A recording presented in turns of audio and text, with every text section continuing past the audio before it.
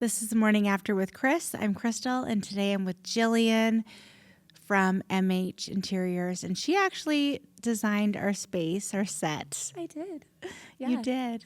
Thank you for having me. Thank you. I have had the wonderful opportunity to design this beautiful little set here for Krystal and her team. Typically here at MH, we don't do a lot of staging or set design. However, this project felt very aligned to me. An honor to be here and part of this. So MH, we are a residential design firm here in Calgary. We basically do a lot of new home builds, renovations, furniture, styling, curation, that type of thing. I've always wanted to be an interior designer. I've done it for a very long time. We're not going to say how long. But I started here in the city building homes for custom home builders, multi-million-dollar homes. Beautiful, such an incredible experience to help clients through that part of the journey. But I was on the purchasing side, so helping them with the construction plans and the drawings. And I really noticed a gap between there and when they started working with a designer that was part of our home building team. And for years, I just thought, we can bridge that gap. We can make this so much better, and we can make this process just feel really curated for the clients. And that's how MH was born. Yay. So we started building. We had quite an extensive group of people that we worked with, being in the home building industry. But we started with renovations, new home builds, and it's just grown. And now we do a lot of referrals, and super grateful. Love what we get to do. I know if I ever look at a new home, like new home builds especially, you'd love the furniture. Because when you go into a home, like if I view a home that's not new and I see other people's furniture, like I have a hard time seeing, like, can I live in this space with their furniture? But a newer home, like new home builds, is obviously it's cleaner, it's nicer design. Sometimes I'm like, oh, I wish I could just buy everything in here, just like move in. Well, and we've done some projects where we did show homes, and that is part of it. When you're doing a show home design, you're really curating it to the demographic of who's going to be purchasing that home. So all the pieces can change and shift depending on what community we're building in. I did that a long time ago. I don't do much of it now. I really prefer to work one-on-one with clients and families and couples. I find it more personal, a lot more rewarding. And I think that's where, what you and I do really crosses over, being able to support people, curate, transformations in their lives, I think is something that crosses over for both of us. Would you agree? Yeah. Do you feel that someone's home reflects where they are emotionally? Absolutely. I mean, it's probably the same in matchmaking. It's like, depending on where their confidence level is and how they're feeling about where they are in life, a home that is truly curated and reflects like our clients, I think makes them feel more confident in life, whether they're dating or in their family situations or in work, friendships. When your home's able to be like that safe haven and make you feel really comfortable from the moment you wake up until like the moment you come home, like that space feels like you and feels comfortable. I think that really helps just elevate who you are in your day-to-day lives. I would think so. Do you find that with your clients too? Like if their homes are maybe, more put together, or they have spaces that just feel, more curated, do you think that elevates their experience in dating? I mean, I don't go into everybody's home, so I don't see how everybody lives. A lot of people I can kind of see. Thankfully, most people who do invite us into their home, I think it's amazing. It matches their style, their personality, and that's great. And that expresses like who they are going to be into dating. I know for me personally, like I was just telling you about my house, because these chairs, these chairs came from my house, which I think we ordered 6 sets of chairs before we got to these chairs. I have all these chairs in my house, but I think I've been in my house now for 18 months. So the amount of time I've spent living in there, adjusting to, obviously, because my work is like a huge part of like my life in my home. Even though the podcast, pieces from the podcast, these chairs will come home with me later. You know, it evolves, right? So like my house has evolved with me since I've lived there. What's your favorite part about walking through a project and like? Oh, I think that my favorite part is going to be really similar to yours, and we'll skip to you after. Okay. But honestly, like I said earlier, you know, I've done commercial projects. I've done new home builds where I was just with the architect and the builder, getting to know my clients, like truly who they are and what's important to them, how they live, and walking them through the journey. It's so rewarding. Like I always joke, I can't believe I get paid to do what I do. Like I truly love what I get to do, and helping them through a very complex, often very expensive, sometimes it's one of the biggest investments they'll make, you know, purchasing a home or renovating a home. It's highly rewarding. So I don't know if that's a favorite part because that's kind of like an overarching, but just really getting to know my clients on like a personal level. I would think that that's probably similar.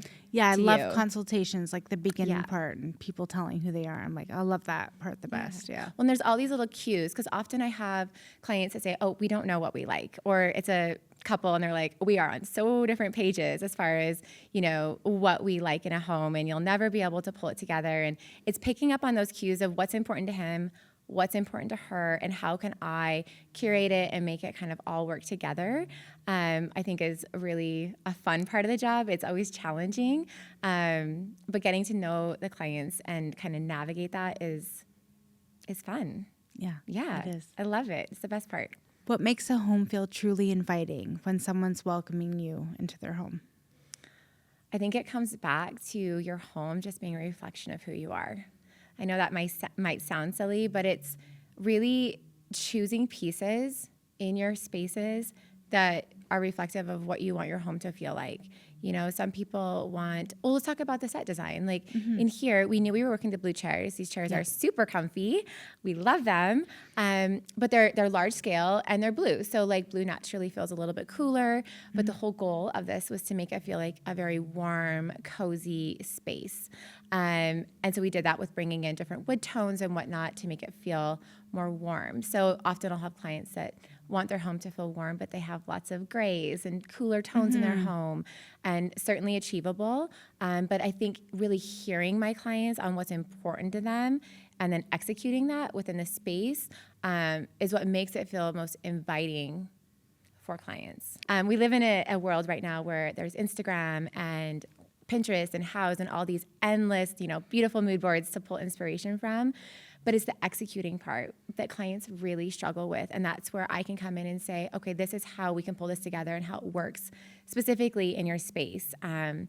Often, you know, clients have much too small of furniture in a very large room. You know, to them, they don't look at a piece at the store, you know, and see that the proportion is off.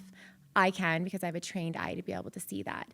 So being able to help clients through that is, like I said, very rewarding, but also helps them just to navigate, you know, we don't want to buy furniture and have to return it because it was the wrong, you know, size or color or whatnot for their space. So just being able to help them through that is great. What about budget? How Drives does that it affect? huge. Yeah. Yeah. So I think that's a really great thing to talk about because often people or clients may think that having a designer is exclusive and I can't afford a designer. We work on all different scales of projects. And one of the first conversations we have during a consultation is what do we want to spend? Because ultimately, especially when it comes to furniture and renovations, you do get what you pay for. Yeah. I'm sure it's the same in your industry too. But that being said, there are certain, as long as we're setting the proper expectation, there are certainly different places we can pull from to be able to execute their vision. And I'm really lucky, and in this space, we use a lot of the trades who I work with that are direct to trade. So what that means is when you work with a designer, we have access to interior designer discounts. And I personally pass those along to my clients. Yeah. And so they're able to get pieces like this from teams that I work with at cost or at wholesale. And it really helps work within a budget, right? And that's what a lot of clients don't know about, or they assume that they just can't afford it. But really, they truly probably can, and they're probably going to save more money than they're going to invest in my services, which is amazing. Because I mean, like a highly curated look like this, who doesn't want that in their home? Right. You know, and being able to work through that budget straight up front helps also ease their kind of experience. They don't have to worry about, I'm going to pick all these pieces for them and they're going to be too expensive. Yeah. Because we've already talked about what that's going to cost. Right. So they're able to really enjoy the journey of knowing what their renovation is going to cost, knowing what the home build is going to look like, and then furniture. Because we don't want to forget about the furniture. You're going to move into a new space. That's the most expensive part, probably. No, you're going to move into a new space and you want it to feel good. You don't want to be like empty housing it, right? Or like your old IKEA furniture. You don't want that if you don't have to, right? So we always talk about it up front. On the exclusivity side of things, lots of people just assume they can't hire an interior designer, which is probably not the case. We cater to all different clients depending on their budgets. And we always talk about that up front. But I feel like with you, that may be similar as well. Is that true? Yeah, like obviously we have all different levels. I mean, I think a lot of people come to our website and they see Millionaires Club.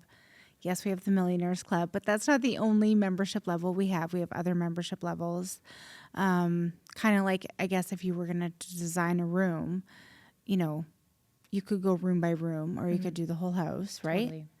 Yeah, So you got to start somewhere. And you got, again, like you get what you pay for. You get what you pay for. But having that budget up front helps us just set that proper expectation on how we can serve our clients, right? Yeah. And we definitely, work within people's budget. Like if this is what you can afford, but this is what you want, we'll do what we can based on that. But ultimately, these it's still are a your high-end options. service and you want to service your clients with that, right? Yes. Which is amazing that we can still serve many people based on what they're willing to invest into that, because it really truly is an investment. I think that's part of what people forget, when they're doing furniture and whatnot in their homes. It's not just, I need a sofa to sit on. If they're hiring a designer, we're investing in pieces that are going to hopefully last many, many years and be curated for functionality and practicality in their lives. Do you think people are designing for who they are now or who they want to become later? Oh, that's a great question. I think it's both. I think sometimes I find clients are used to what they have, and it's hard for them to see outside the box. And that's my job, to come in and say, have we thought about this? Have we considered this? I especially see this in renovations. They lived in their home a certain way. Their kitchen's always been here. Their living room's been here. This is how we live. And they just want it to be new and fresh. But I'm like, what if we totally swapped it? Like, we're demoing this down to the studs anyways. Like, we can move your kitchen. It can be way bigger. Like, there's all these things that I can see. It's just how my brain works, that help them to be able to be like, oh. And I mean, we're lucky now to live in an industry or an age where in our industry we can do renderings and we can draw things and give them visualizations. So to really help them understand, like, this is what I see in my head and here's how we can execute it. And it's within budget and X, Y, and Z. And, I think that to answer your question, to circle back to it, they're living in wanting what they have now, but knowing that they could want more if it was possible. So that's my job, to kind of show them how we get there, how we do that. Like, I feel, just for me, I don't know about everybody, but me and my life, like growing up and, figuring out what I wanted in my home, a lot of my stuff came from my parents. Yeah.